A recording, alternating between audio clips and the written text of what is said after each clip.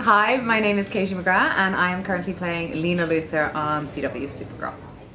You assume that she has an evil side. This is the problem when you play a character that A is canon and B has the last name Luthor. They think that people have this preconceived notion of who you're going to be. And I think so far Lena has defied all expectations of a character, and I hope that she's going to continue to do that. So I think it would be a misplaced idea to say that she is going to become a villain just because her last name is Luthor, and I think it's unfair on her.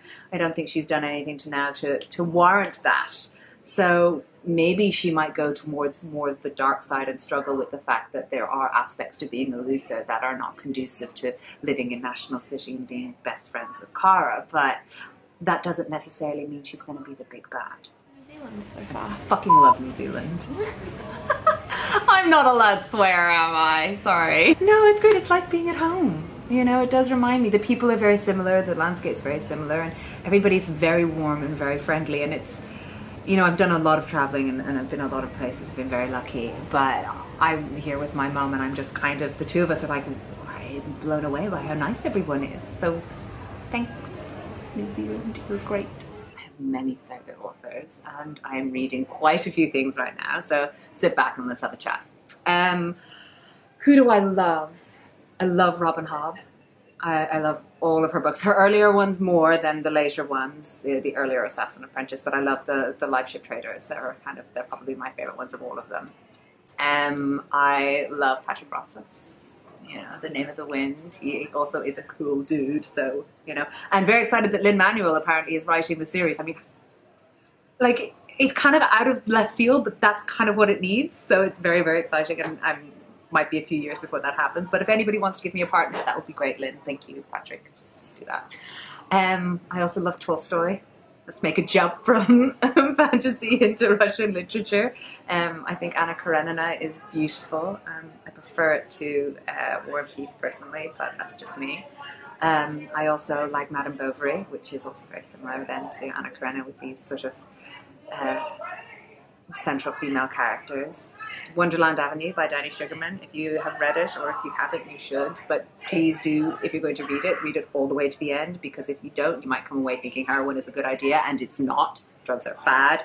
Finish the book, it's very important. I love Middlesex by Jeffrey Eugenie. I don't know how to pronounce it. Eugenie, it's Greek, and I'm sorry to any Greek people who I have now just ruined his last name. But Middlesex by Jeffrey. I love The Infinite Plan by Isabella Allende. It's beautiful start to finish. I mean, all her books are beautiful. She is an extremely poetic writer, but there's something about a family saga that I love. So The Infinite Plan does that. And also, if you read Paula, it opens with the most amazing line I'm not going to paraphrase it, but it's, "My darling daughter, I'm writing this to you so that when you wake up, you will know who you are." Your daughter's in a coma and she's writing her the story of her family's life so that she doesn't feel so lost. It's heartbreaking. And then the last book I read that really moved me was A Little Life. And if anybody's going to read it, I mean, just clear your schedule for, you know, the time it takes you to read the book, and then about a week afterwards, because I was broken. Like, weeping, broken person. I put that book down and I was spent, and I haven't been in an emotional place to pick it up again since, but every word of that affected me in a way that I can't quite explain. She puts very normal words together in sentences that surprise you, and these people seem real, and she's fantastic, and it's an amazing book. So that gives you a few. And then I'm reading at the minute a book a fan sent me, actually, because I love historical fiction. I mean, from Forever Amber to The Sun and Splendor, I'm a complete nerd when it comes to stuff like that. But I hadn't read Clan of the Cave Bear, right? Somebody sent it to me, so I brought it with me to New Zealand, and I'm halfway through and I'm loving it. I also brought Gone with the Wind because I love a story about a bitch. Good. It was a long answer, right? I really sucked at it. I'm not going to lie. I was very bad at it. I loved it. And I met my best friend doing it, and it was still one of the best jobs I've ever had. I was like 22 with no responsibility and working on my first film set. I was like starry-eyed, this was amazing, but I can't thread a needle. I mean, I sucked at it. And I actually think the whole reason why the producers and stuff were like, you should give acting a try, was because I kept ruining these like $8,000 dresses. They were like, let's take her away from that. So would I want to go back to it? I do. I love clothes. I love fashion. I probably should stay away from costumes. That's great. Oh, can I do this for Twitter or Instagram? I was given these today and apparently this is a big deal. I was told, I'm smirking underneath it. I feel really silly. But a very nice girl called Eden gave me these and said it was a big deal that I wear them. So, hi. It was so nice to be involved with everyone else. What's great about the DEO scenes is everyone's in them. You know, you've got Win, and you've got Alex, you've got Supergirl, you've got Hank, you've got everyone. And there was a lot of the show that I wasn't then involved in because I'd never been in the DEO. And so finally, you know, you get to be there and stand around the big round thing, and you know, it's a great set. The only thing about that set is it's really noisy. Whatever way they designed it, everybody walking, you can hear everything.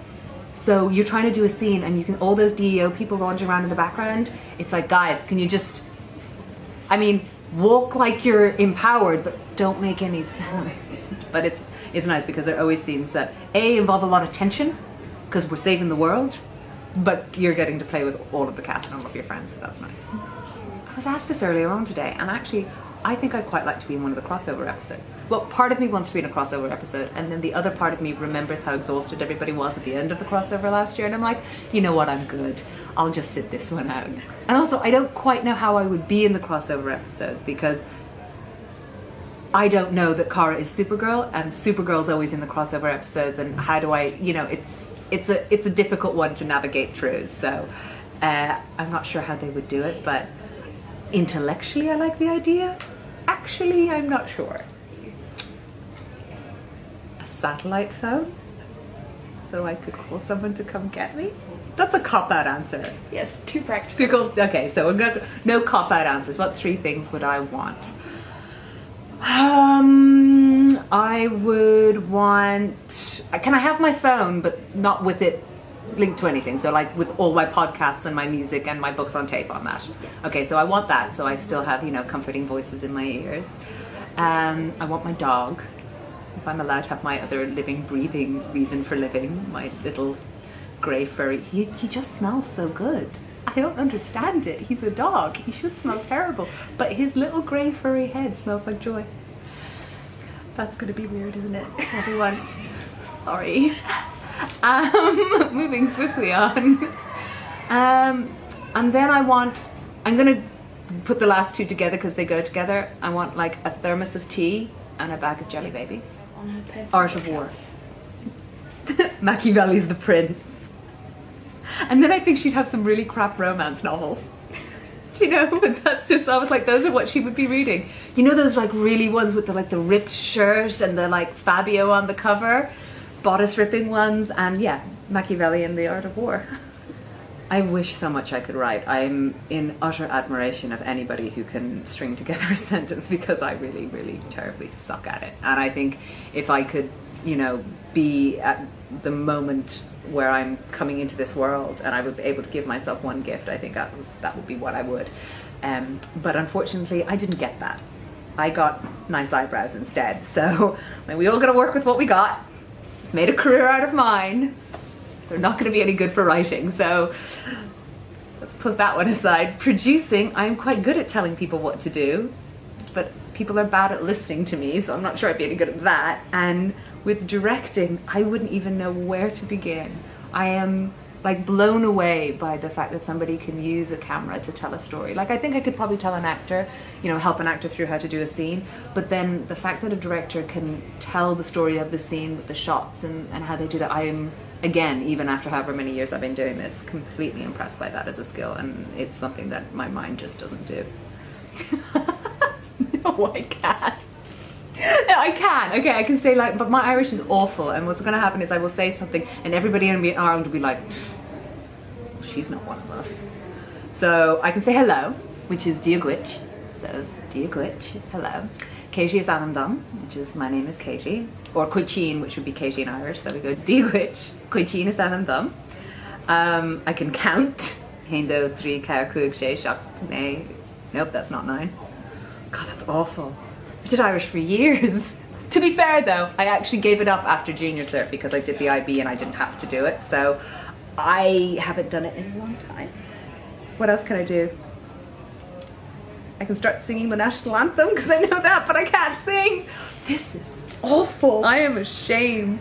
Listen, I am like an embarrassment to my country right now. And my country's doing so good today. Like, go Ireland. Yes, repeal. We did great, but I'm taking a step back here, aren't I? One of my best friends and one of my oldest friends is fluent because she went to a Gael school and she grew up near the Gael Hawk. So anytime I need anything, I just text her and I get her to translate it for me. And then I say it and I'm like, it makes me look really good. So Niamh, I really wish you were here right now because you would make me look good. I only just wrapped on Supergirl only a few weeks ago. I mean, we shoot nigh on 10 months of the year. It's been 23 episodes because we did the crossover, or they did the crossover this year. And between coming down to here and trying to get back home, I only end up with about maybe 3.5 weeks off. And I am currently really looking forward to using those 3.5 weeks to sleep. And if I thought I could fit something in that time, I would, but I think my body would go, are you fucking kidding me? Really? Katie? Yeah.